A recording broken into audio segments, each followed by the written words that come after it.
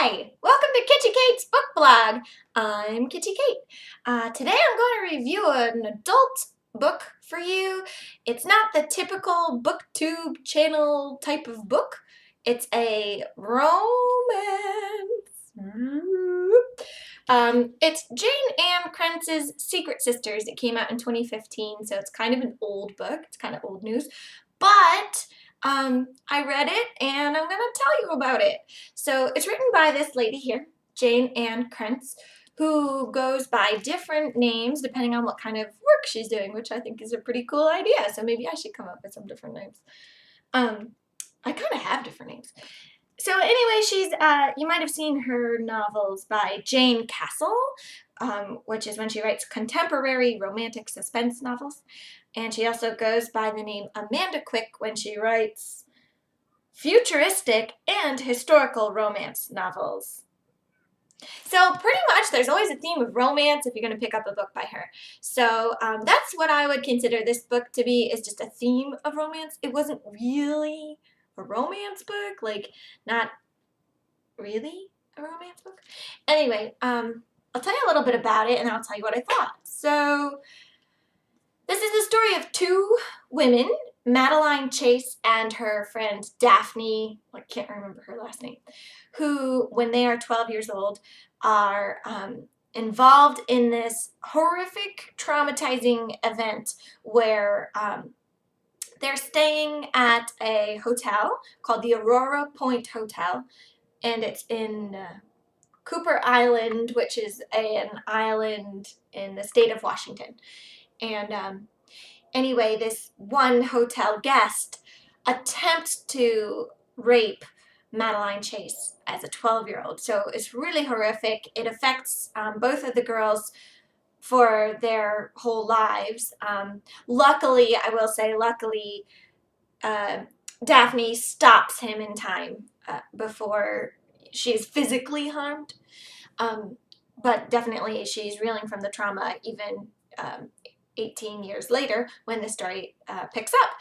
So fast forward 18 years and Madeline's grandmother Edith has just passed away and left Madeline with a chain of hotels that she's now to decide whether she's going to manage the hotels or if she's going to sell them. And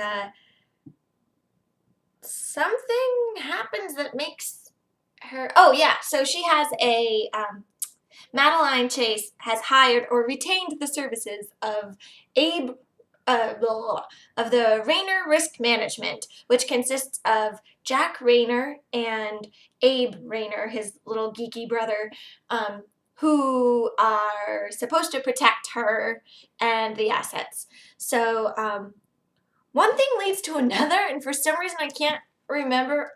Oh, I know. So she's going back to the Aurora Point Hotel to, Madeline Chase is going to the Aurora Point Hotel to visit Tom Lomax, who has been sort of the property keeper.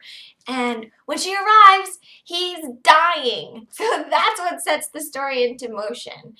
And basically, Jack and Abe are going to help Madeline and Daphne get to the bottom of what's going on with all of these seemingly unrelated incidences that are tied together. But I won't tell you, too much more because I think that's all you need to know.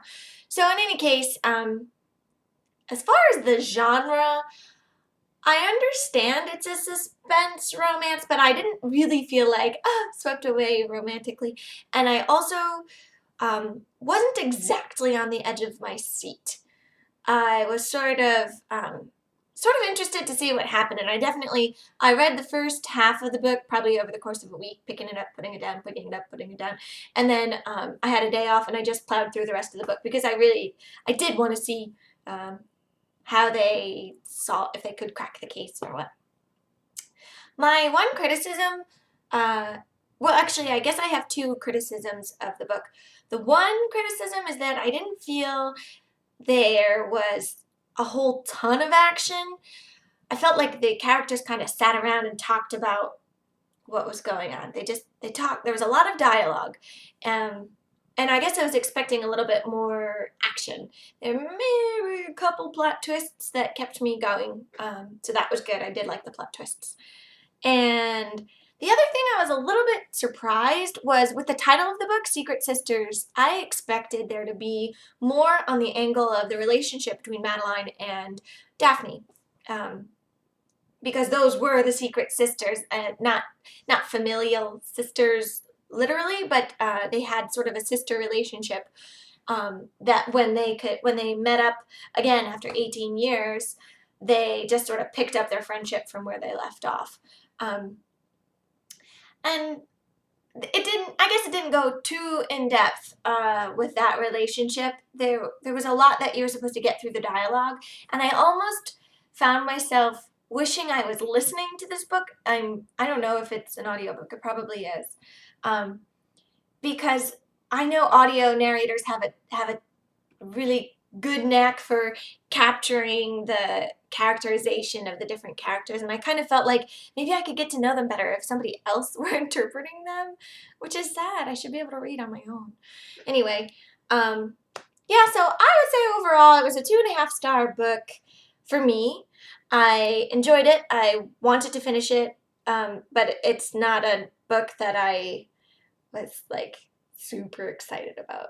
So, yeah, you can leave me some comments if you read this book, or if you didn't, or you don't have to do anything at all. And I'll see you next time.